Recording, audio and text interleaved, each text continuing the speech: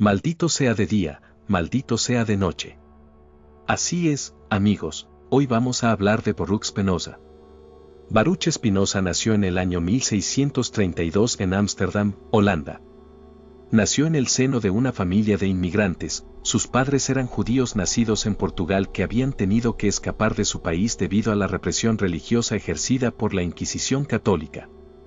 Se establecieron en Holanda, reconocida por su libertad de pensamiento, y fue allí donde, como ya dijimos, nacería y desarrollaría su vida Baruch Spinoza. La infancia y la juventud del filósofo se vieron marcadas por la pérdida de las dos principales estructuras sociales a las que pertenecía, primero, la pérdida de su familia y, después, la pérdida de su comunidad. Cuando Spinoza apenas era un niño de 6 años, le tocó vivir la muerte de su madre y, al poco tiempo, el fallecimiento de 2 de sus hermanos. Cuando apenas pasaba de los 20 años, sufrió la muerte de su padre, su madrastra y su hermana mayor.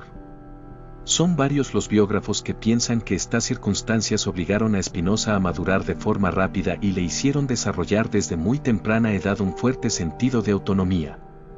Después de haber perdido a todos estos miembros de su núcleo familiar, le tocó ser expulsado de su comunidad religiosa. Como miembro de una comunidad de inmigrantes judíos, Spinoza formaba parte de una minoría que apenas representaba el 4% de la población total de Ámsterdam.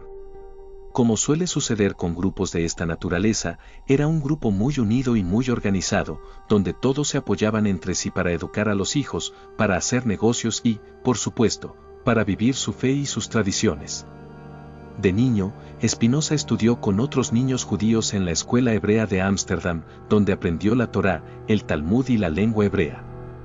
Ya de adolescente, ayudaba a su padre en el negocio familiar de exportación e importación de frutos secos y especias, haciendo negocios con otros miembros de la comunidad judía. Pero algo sucedió, algo pasó que hizo que Spinoza fuera excomulgado de la comunidad judía cuando apenas contaba con 23 años. Esto significaba que, por orden expresa de los líderes religiosos de la comunidad, cualquier miembro de la comunidad judía tenía terminantemente prohibido comunicarse con Baruch Spinoza, hablarle, hacer negocios con él, no podían tener contacto de ningún tipo con él. Maldito sea de día y maldito sea de noche, maldito sea cuando se acuesta y maldito sea cuando se levanta, maldito sea cuando sale y maldito sea cuando regresa. Que el Señor no lo perdone. Así reza uno de los párrafos más severos del decreto de excomunión de Spinoza. Pero, ¿por qué? ¿Por qué expulsaron a un muchacho tan tranquilo, con cara de que no rompe un plato? ¿Qué mal pudo haber cometido? Pues, al parecer, Baruch Spinoza tenía algunas ideas que los líderes de la comunidad judía consideraban peligrosas. Desde los 13 años había estado estudiando filosofía, había estado leyendo a Platón, Aristóteles, Séneca, Giordano Bruno y a René Descartes, y empezaba a expresar sus dudas acerca de la doctrina religiosa, no solo la judía, sino de las religiones en general. Empezaba a cuestionar la inmortalidad del alma y el concepto mismo de Dios creador. Los rabinos lo reprendían, le llamaban la atención, le pedían que se callara. Y en ese sentido, la excomunión, lejos de causarle pesar, significó para él una liberación, era un pase de salida para poder expresar sus ideas y vivir conforme a ellas. Se fue de la ciudad, abandonó la actividad comercial y se dedicó a un oficio de mucho menor estatus, pulir lentes para telescopios, microscopios y anteojos. Una actividad que le daba menos dinero que dedicarse a la importación y exportación de frutas, pero que sin embargo le permitía independencia, le permitía autonomía, relacionarse con miembros de la comunidad científica y, más importante aún, le daba el tiempo para poder leer y escribir. A los 30 años publicó una obra en la cual explicaba, pero también criticaba, las ideas del discurso del método F de René Descartes. Esa obra le hizo famoso entre los círculos intelectuales de Europa, le permitió relacionarse con otros grandes pensadores de la época, pero también le hizo blanco de feroces críticas de los seguidores de la filosofía de René Descartes y del clero. No siendo afecto a las disputas ni a la controversia, y con mayor cautela porque ya también había sufrido un atentado contra su vida por las ideas que estaba expresando, publicó su siguiente obra de forma anónima. Esta vez era un tratado de política pero, aún publicándolo de forma anónima, causó tal controversia que fue prohibido por los tribunales holandeses. Y es que Spinoza era un hombre tranquilo, era un hombre callado, contenido, pero apenas lo dejaban solo con libros, pluma y papel, armaba una revolución en lo moral, en lo político, en lo teológico. Y ni después de muerto dejó de causar controversia, ya que cuando sus amigos publicaron de forma póstuma su tratado de ética, la obra no tardó ni 6 meses en ser añadida a la lista de libros prohibidos por la Inquisición. Pero, ¿por qué tanto escándalo? ¿Por qué causaban tanta controversia las ideas de Spinoza? En este análisis vamos a explicar de forma breve su filosofía, concentrándonos en 2 puntos, su concepto de Dios y su propuesta ética. En la antigua Grecia, el filósofo Platón decía que un Dios creador, en un arrebato de amor y compasión hacia el caos de la materia, decidió dotarle de alma. Para Platón, los seres humanos somos pues una unión de cuerpo y alma, pero bajo su filosofía, nuestro valor y nuestra identidad residen en el alma. Nuestro cuerpo, para Platón, no es más que una carcasa, no es más que una cárcel de la cual el alma busca liberarse. Debíamos aprovechar entonces nuestras vidas en dominar nuestras pasiones carnales y luego en perfeccionar nuestras almas para que, al morir el cuerpo, pudieran acceder al mundo perfecto de las ideas, donde se podrían regocijar contemplando a la idea de bondad en sí misma. Pero quedémonos con esto, para Platón, el ser humano está compuesto por alma y cuerpo, y son 2 cosas separadas, diferentes. El alma es lo valioso y el cuerpo pues es materia caótica, es la cárcel del alma de la cual debe liberarse a través de la filosofía. Adelantamos la película 2000 años y de Grecia nos movemos a Holanda, donde se encuentra un filósofo francés llamado René Descartes.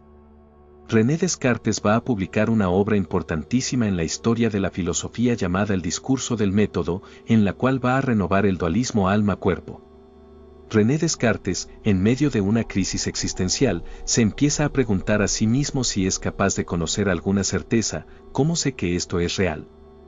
¿Cómo sé que esto no es un sueño? ¿Cómo sé que mi cerebro no está conectado a un simulador que me hace creer que soy un hombre francés del siglo XVII?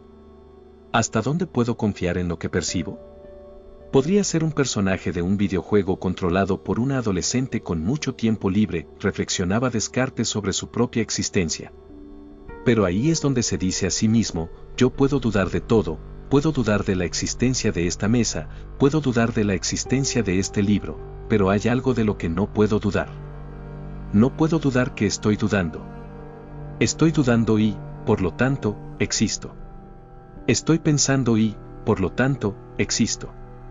Pienso, luego existo. Pero, ¿qué es esto que está pensando?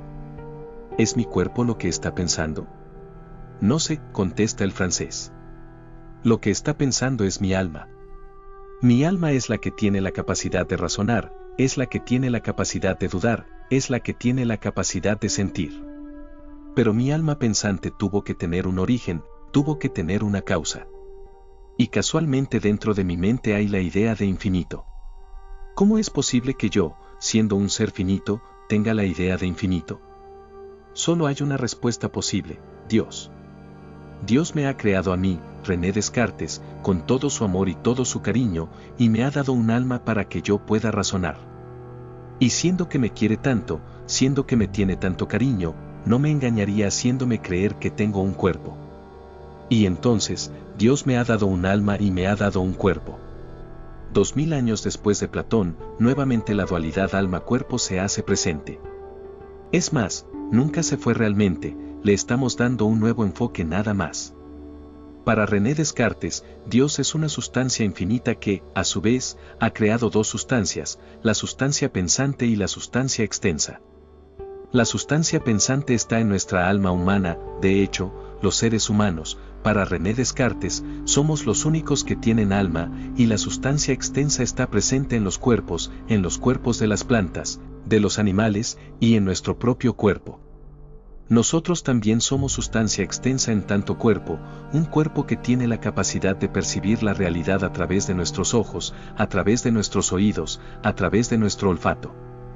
Con todos nuestros sentidos, obtenemos percepciones de la realidad y luego nuestra alma pensante, nuestra alma que razona, toma todas esas percepciones obtenidas por el cuerpo para comprender la naturaleza.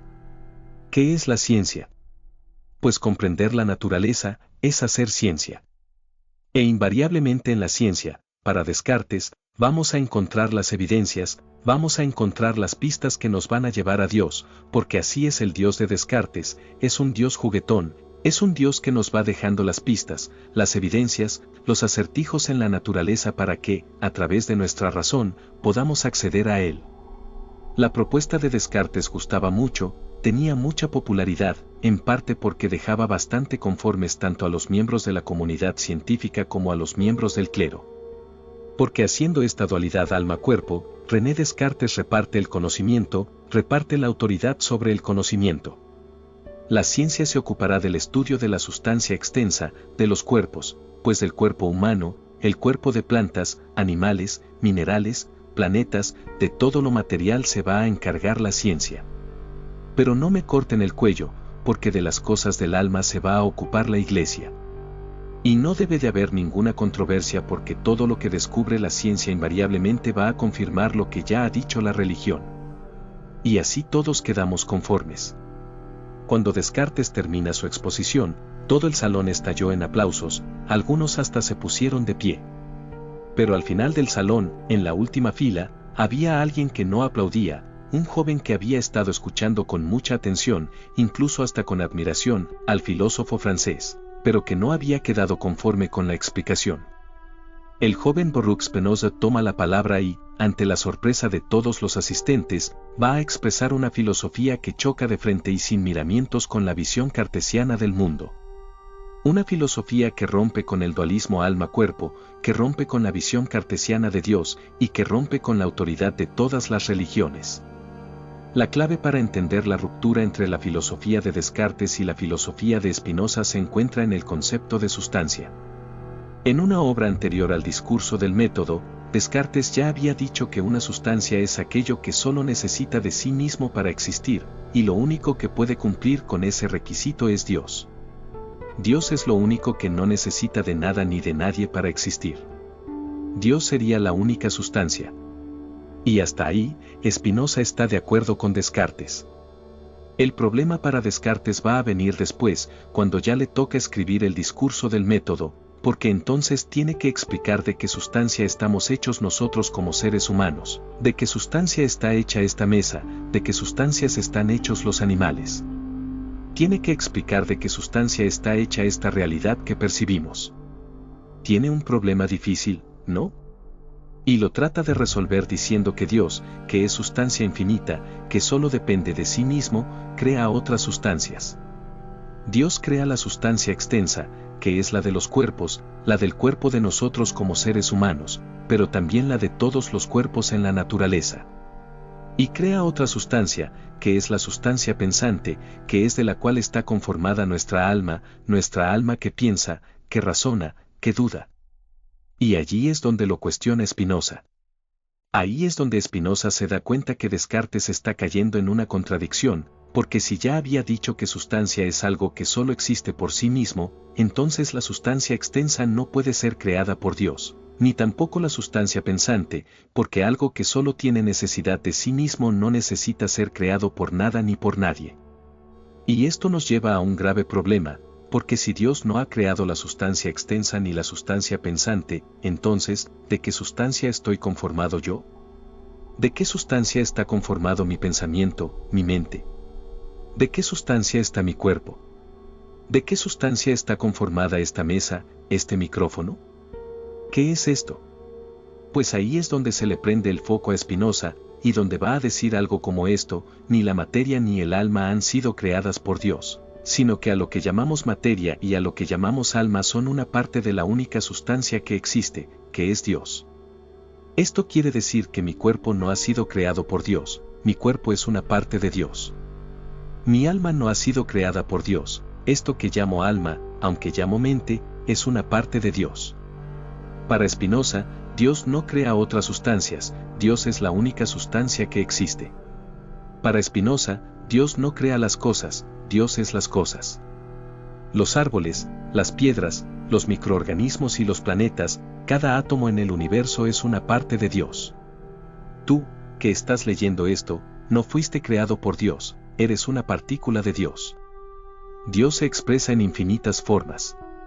De lo anterior explicado podría malentenderse que Dios es tan grande como lo es nuestro universo, pero para Spinoza no es así. Porque Dios, al ser una sustancia infinita, es muchísimo más grande que nuestro universo. Nuestro universo sería apenas un granito de arena en la playa infinita que es Dios. Dios, al ser infinito, se expresa de formas infinitas, y de esas formas infinitas, nosotros como seres humanos solo podemos percibir dos atributos. Conocemos a Dios expresándose en pensamiento y expresándose en materia. Hay otros atributos que nunca llegaremos a conocer, solo conocemos esos dos, pensamiento y materia. Pero no son cosas diferentes, hay que entenderlo. No son cosas separadas, son una misma cosa. Son Dios, simplemente es Dios expresándose de formas diferentes. Dios expresándose como materia y expresándose como pensamiento. Y esa expresión de cuerpo y alma, o cuerpo y mente, no nada más está presente en los seres humanos, sino que para Spinoza está presente en todos los elementos de la naturaleza. Y esa es otra gran diferencia con la filosofía de René Descartes. René Descartes consideraba que solo el ser humano tiene alma y que, por lo tanto, otros seres, como animales, carecen de alma. Para René Descartes, los animales no piensan, no sienten, sino que son simplemente cuerpos, casi autómatas. Y para Baruch Spinoza no es así. Para Baruch Spinoza, los animales también tienen un alma que piensa y que siente. Los animales son partículas de Dios, como lo somos también los seres humanos. Son modos diferentes de Dios, no de mayor importancia o de menor importancia, simplemente diferentes. Y no solo los animales, sino todo aquello que se expresa como cuerpo también se expresa como alma, los árboles, las plantas, las piedras, los microorganismos, los planetas. Cada átomo que conforma nuestro universo es un modo de Dios, tanto en cuerpo como en alma. Y esto te puede sonar ridículo. Me puedes decir, ok, te creo que un animal puede pensar y sentir, pero ¿una piedra? ¿Un átomo? ¿Puede una piedra sentir? ¿Puede un átomo pensar? Y a ver, Spinoza no está diciendo que una piedra piense como nosotros. No está diciendo tampoco que un animal piensa igual que un ser humano. No es así. Simplemente está diciendo que, en tanto que una piedra se expresa en materia, también se expresa en pensamiento. Piénsalo de esta manera, tú estás conformado única y exclusivamente de átomos. Es así, ¿no? Y aún así piensas y sientes. De hecho, muchos de los átomos que conforman tu cuerpo conforman también los cuerpos de las piedras. Tu cuerpo está conformado por átomos de calcio, de potasio, de hierro, de azufre, hasta de magnetita, de lo que están hechos los imanes. De eso también estás hecho tú, que piensas y sientes. La idea acá es que todo en el universo tiene cuerpo y tiene alma. Cuerpos que están expresados en modos diferentes y almas que están expresadas de modos diferentes. Pero todo en la naturaleza tiene alma. Si todo en la naturaleza tiene alma, entonces ¿qué es lo que nos va a hacer sentir especiales a los seres humanos? Para Descartes, el ser humano era el protagonista de la película del mundo. Era el único ser que tenía alma y, por lo tanto, podía disponer de los cuerpos sin alma de animales, de árboles y de cualquier cuerpo de la naturaleza. Pero ahora, en la filosofía de Spinoza, la humanidad es un personaje más de la película infinita que es Dios. Ahora todo tiene un alma, y no cualquier alma, sino un alma que es una partícula de Dios. Y esto a muchos les resulta en extremo desagradable porque, si todo en la naturaleza es Dios, entonces la naturaleza es sagrada. ¿Me dices entonces que ya no puedo patear a un perro de la calle? ¿Acaso uno ya no puede contaminar el río tranquilamente porque ahora el río es una parte de Dios? ¿Que uno no puede acabar con la selva porque resulta que es sagrada? ¿Me estás diciendo que ya no puedo empujar a las viejitas, maltratar a los niños, ni gritarle a mis vecinos porque todos ellos son una partícula de Dios?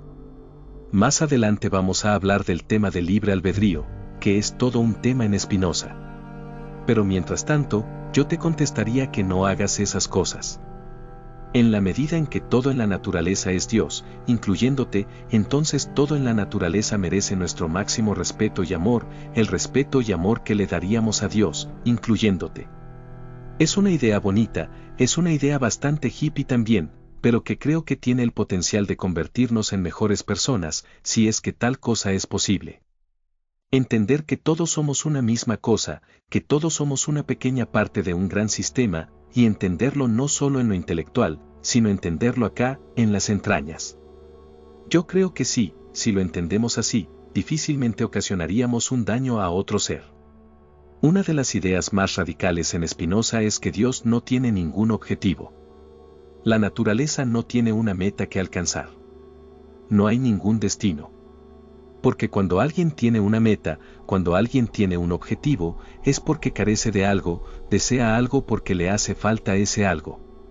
Pero Dios, que es perfecto, no carece de nada y, por lo tanto, no desea nada. Dios no desea nada, Dios no quiere nada, Dios simplemente es, y ya. En consonancia con eso, sería imposible que alguien actuara de forma contraria a la expresión de Dios. Y esto es muy chocante porque, si todo en la naturaleza es una expresión de Dios, entonces también los virus son una expresión de Dios, los terremotos también son una expresión de Dios, así como las plagas. Si todos los seres humanos somos partículas de Dios, entonces también el ladrón y el asesino son partículas de Dios. Si todo en la naturaleza es Dios, eso significa que todo es como debe de ser. Así, el concepto de bondad y de maldad desaparecen. Creo que nadie diría que un león es malvado por matar a una gacela. Nadie diría que un mosquito es malvado por succionar la sangre. Todo en la naturaleza tiene un orden, todo en la naturaleza es como debe de ser. En este sentido, la ética de Spinoza se basa en comprender las leyes de la naturaleza que, en última instancia, son las leyes de Dios. Aquel que quiera ser virtuoso debe de tener una mente científica para comprender por qué pasa lo que pasa.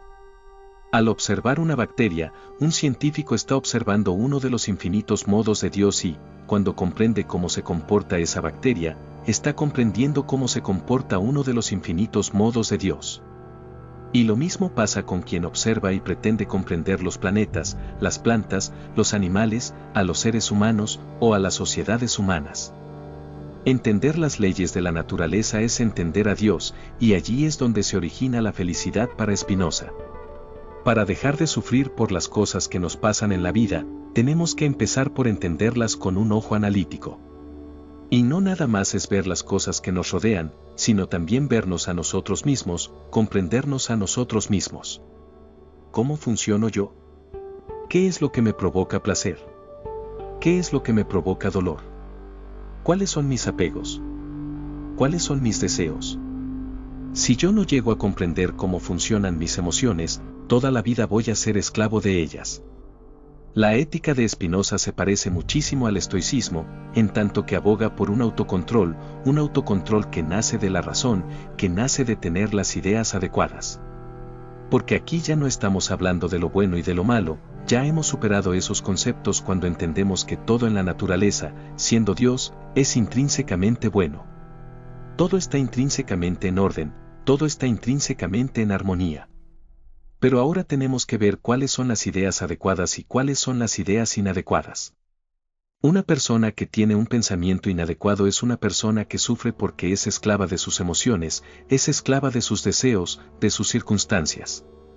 En cambio, una persona que tiene un pensamiento adecuado es una persona que tiene disciplina en sus emociones, es una persona que logra obtener paz, serenidad y felicidad a través de la comprensión de aquello que le rodea, a través de comprenderse a sí mismo. No es esclavo de la lujuria, de la avaricia ni de la ira. Cuando llega a experimentar estos sentimientos, los analiza, y al ser analizados, estos sentimientos pierden la fuerza que tienen sobre el individuo. Una persona con pensamientos adecuados logra comprender cómo funciona su mente y, de esa manera, logra liberarse de los apegos que le hacen sufrir. Y no es que le dejen de pasar cosas, las cosas le van a pasar igualmente, pero ya no va a tener ese mal hábito de clasificarlas como cosas buenas o cosas malas. Simplemente las va a experimentar, las va a analizar, y no le van a causar sufrimiento. La persona sabia no deja de tener emociones, tiene emociones, pero ya no lo esclavizan. Para Spinoza, el sabio no es un robot sin emociones, sino que es una persona que vamos a poder reconocer por sus emociones de felicidad, de alegría, sobre todo por la serenidad y tranquilidad que nos va a transmitir. Bajo la visión de Spinoza, aquella persona que sea verdaderamente sabia será invariablemente una persona feliz. Hemos llegado a la parte final donde me permito dar algunos comentarios personales de lo ya explicado. Primero, decir que es una filosofía bellísima, una filosofía que me parece hermosa de verdad. Decir que todos somos uno, todos somos una misma cosa dentro de la naturaleza, la verdad es que es una idea muy bonita. Pero hay un tema que es problemático para muchos comentaristas y para muchos estudiosos de la filosofía, que es el tema del libre albedrío. Y el problema en cuanto al libre albedrío es el siguiente: para Spinoza, todo lo que existe es Dios, ¿no? Todos nuestros pensamientos, entonces, son una forma de expresión de Dios, lo mismo que nuestros cuerpos. Lo cual llevaría a la conclusión de que todos nuestros pensamientos, que sentimos como nuestros, no son realmente nuestros, son pensamientos de Dios, son expresiones de Dios, y por lo tanto también nuestras acciones. Las acciones serían expresiones de Dios. Entonces, en cierto sentido, tenemos la ilusión de un libre albedrío. Tenemos la ilusión de que hacemos las cosas porque nosotros hemos decidido hacerlas. Pero si entramos en este determinismo de Spinoza, pues realmente nuestros pensamientos y nuestras acciones son expresiones de Dios. Y así lo parece expresar Spinoza, sobre todo en la primera parte de su libro de. Y en las siguientes partes, como que trata de luchar con eso, trata de decir, no, pero bueno, el hombre sí tiene cierta libertad, tiene un pequeño espacio de libertad, que es su actitud ante la vida. Para mí, personalmente, ya no cuadra ese tema de la libertad con el determinismo inicial que se establece en la primera parte de su obra. Y no solo en su obra, sino también en sus cartas, se han llegado a publicar sus cartas, ha sido un tema, el tema del libre albedrío, donde incluso él ha expresado, bueno, podemos un poco excusar al ladrón, al asesino, porque a lo mejor no entiende por qué ha hecho lo que ha hecho. Pero que lo excusemos no le quita que sea temible y que debamos castigarlo. Así como él ha estado, a lo mejor, determinado a robar, nosotros, vamos a decirlo, la gente decente, estamos determinados a castigarlo a través de los sistemas de prisión y demás. Pero entonces también se hace muy vano todo su sistema, toda su propuesta de ética y de moral, todo decir que la persona sabia es aquella que logra tener los pensamientos adecuados. A ver, si estamos hablando de un determinismo, la persona que está determinada a tener los pensamientos adecuados los va a tener con o sin la obra de Spinoza, con o sin su propuesta. El que está determinado a ser una persona razonable lo va a hacer, y la persona que está determinada a tener pensamientos inadecuados, pues está determinada. Ya no cabe ninguna decisión del ser humano, no cabe ninguna decisión del individuo, no hay libre albedrío si tomamos todo este determinismo que está planteado en la primera parte de la Ética de Spinoza. Y es complicado, y es chocante, porque a uno le gusta pensar que tiene cierto control sobre su vida, que tenemos cierto control sobre nuestros pensamientos, sobre nuestras acciones. Y no sé qué tanto eso sea verdad. Tal vez debamos quedarnos tranquilos con la idea de que el mundo es como debe ser. Pero nuevamente entramos en un dilema porque algunos estarán determinados a estar tranquilos y otros estarán determinados a estar intranquilos. Entonces, no lo sé. Creo que por eso hay mucha crítica a Spinoza. Spinoza mismo se da cuenta en su obra de este problema del libre albedrío, y como que trata de dar un espacio a la libertad en el hombre, aunque sea un espacio muy pequeño en cuanto a su pensamiento. Pero la verdad es que se siente que la pieza del rompecabezas está muy forzada, sinceramente. Como que ha tratado de meterla muy a los golpes. A mí, personalmente, se me hace que entra en contradicción el determinismo, el pensar que todos nuestros pensamientos son expresiones de Dios, entra en contradicción con la idea de que pero algunos pensamientos son nuestros, no de Dios, son nuestra responsabilidad. Entra en contradicción esa parte. Tal vez estoy determinado a expresar eso, no lo sé. O tal vez lo estoy diciendo por libre albedrío. Te toca a ti decidir cuál será tu visión del mundo. Creo que la que te traiga más paz, mayor placer, ve por ella. En fin, Spinoza es un filósofo súper interesante. Es una visión disruptiva, se me hace muy diferente a lo que estamos acostumbrados, sobre todo en la filosofía occidental. En la filosofía oriental encuentro mucha similitud del budismo, por ejemplo, con Spinoza, del taoísmo con Spinoza. Pero en la filosofía occidental, la verdad es que Spinoza es disruptivo, es diferente, y es mucho de mi agrado. Espero que les haya gustado este análisis. Si fue así, por favor compartan sus impresiones y díganme en los comentarios qué les parece la filosofía de Spinoza. ¿Les parece que es una filosofía válida? ¿Les parece que hay libre albedrío o que todo está determinado? Cuéntenme sus pensamientos. Agradezco muchísimo su atención y nos vemos hasta la próxima. Adiós.